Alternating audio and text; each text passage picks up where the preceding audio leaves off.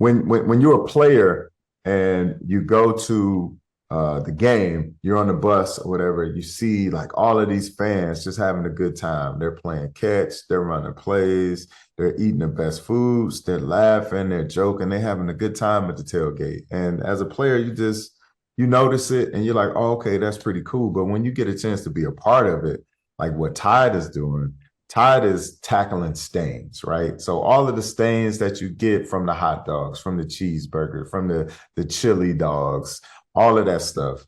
And we hit up cities like Buffalo, Kansas City, and New Orleans because nobody does game day like them, but no one cleans better than Tide. So why not partner both of those together? Because you know there are going to be stains there. In New Orleans, you're going to get gumbo on your jersey. In Kansas City, you're going to get barbecue sauce all over your jersey. In Buffalo, you're going to get ranch or blue cheese dressing all over your shirts. So it just makes sense to have Tide there to clean it up. So they got me on an RV. I'm traveling to these cities and we're tackling stains with Tide, man. So it makes sense, man. And it's a great campaign to be a part of. Man, I needed that in my last Jets tailgate. Real nice white jersey and Oh, immediately you went. Jets fan? Yeah, so that's why I actually Your wanted. coach just got fired today, That's what I. like There a we go. couple I minutes want to get ago. your That's thoughts on that, man. crazy. It's only been Because 5 games, man. You can't let them finish out the season. but Adam Gase This, got a full season. this is Every Jets wild. coach since What is 1976. wrong with y'all? If I knew the I'm answer to gonna ask that, I you would the have fixed it. question. What is going on with the Jets, dude?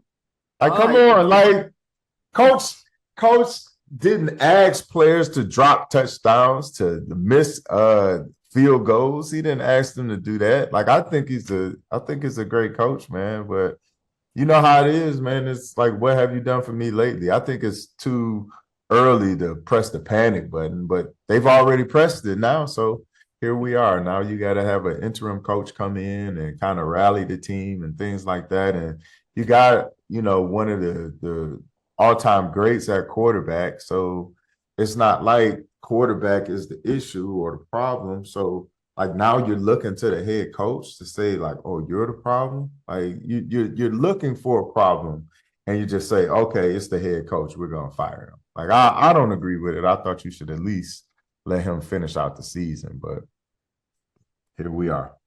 Panic button is well. You have some experience with that because when you were in San Francisco too, you had Dennis Erickson, Yeah. you had Mike Nolan, guys. I mean, Mm-hmm. those first couple years, they were there were some lean years in terms of Yeah. winning games. Like when you have a coach like that, I'm not saying Saleh was that level, but like when you're a player, like can you tell pretty early on, even early on in the season, that like man, this isn't gonna go right expectation wise.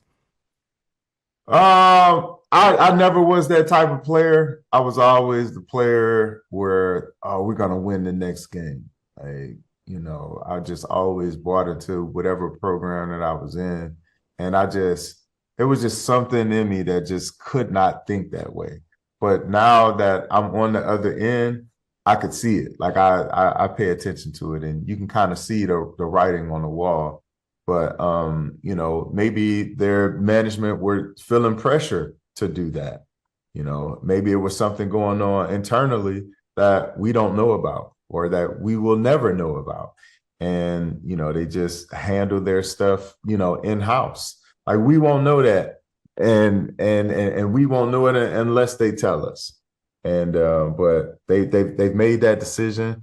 And it's tough to try to win the locker room as a head coach, but then it's even more difficult when another guy steps in and tries to win over the locker room, especially if, there's a problem with him as well. Like, I don't know who the interim coach is going to be. Like this news just got out today. Like, I don't know if it's going to be the defensive coordinator, the offensive It is the coordinator. defensive coordinator. It's the It is defensive the coordinator. defensive But coordinator. okay, so you may have had some problems with the defensive coordinator already. And so now he's the head coach. So now, like, what's the difference? You know what I'm saying? So, like, you just open up a whole can of worms by doing this, and the grass is only greener where you water it. So tend to your grass. You know what I'm saying? Like, don't try to bring some other, like, you try to bring Kentucky bluegrass in here, and that's not the kind of grass that needs to be here. You know what I'm saying? So, like, you gotta work smarter and not harder.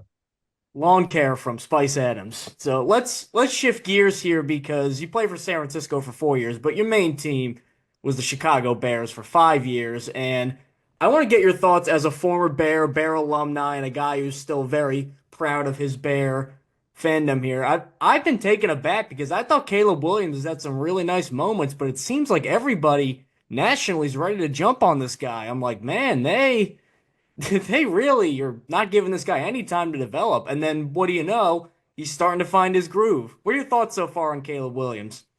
Yeah, you would think that everybody probably is running the Jets right now. It's like when it comes to Caleb Williams, they're ready to press the panic button. Like, get another quarterback in there. Like, you got to give these quarterbacks time, man. And the fact that he's able to process all of this information so quickly and had a type of success that he's having, like, we haven't had back-to-back 300-yard games from a quarterback probably since Rex Grossman or Kyle Orton or maybe even Jay Cutler. And so like that's a long time. And he's only done that in his first 5 games. So guys, y'all gotta chill. All right. Cause you haven't had this happen for a long time. All right. And everybody outside of Chicago, I should say, was ready to press the panic button. But everybody here, trust me, has a lot of patience when it comes to quarterbacks here. But and I understand like you want the success now because you've seen it with CJ Stroud and you've seen it with Patrick Mahomes and you've seen it with these quarterbacks who've been successful early on. And if you're the number one overall pick, then they expect that out of you as well. But Caleb is taking his time and he's doing what he's supposed to do. And back-to-back 300 games is a great start.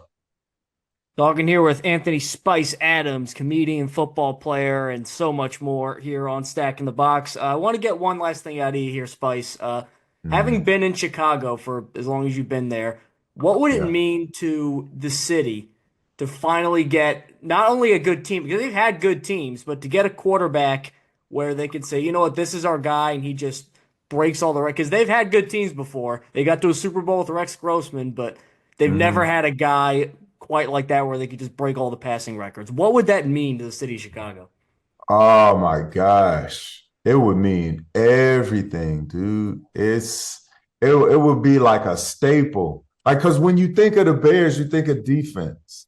You think of the 85 Bears. I mean, of course, you think of Walter Payton, of course. But other than that, you think of Coach Singletary. Like you think of Mongo, you think of Dan Hampton, like you think of like Richard Dent. You think about all of these defensive players, Dick Buckus, Urlacher, Lance Briggs, Peanut Tillman, Tommy Harris. Like you think about all of these greats. Julius Peppers just went to the Hall of Fame. Devin Hester just went to the Hall of Fame. We got nothing but Hall of Famers. You can't wear any jerseys here because they're all retired. So if you get a quarterback to come in here with the amount of success that quarterbacks have had here in Chicago, and you are a mainstay year after year after year, and you bring a Super Bowl here, oh my gosh, you would be the man. No question. Like you wouldn't be able to go to the gas station. You wouldn't be able to drop your kids off from school. Caleb Williams just bought a house before the ink was dry. Everybody was reporting, oh, he got a house. Look at his house. Look at the inside of his house. Everything that he does. So can you imagine if he had to, he would be LeBron here. No question, man. So I hope he does, man, because the city deserves it. I mean, this is a city who had to wait over 105 years for the Cubs to win. So they like right now, football is dog years. So basically, 85 is like, is almost like the Cubs all over again.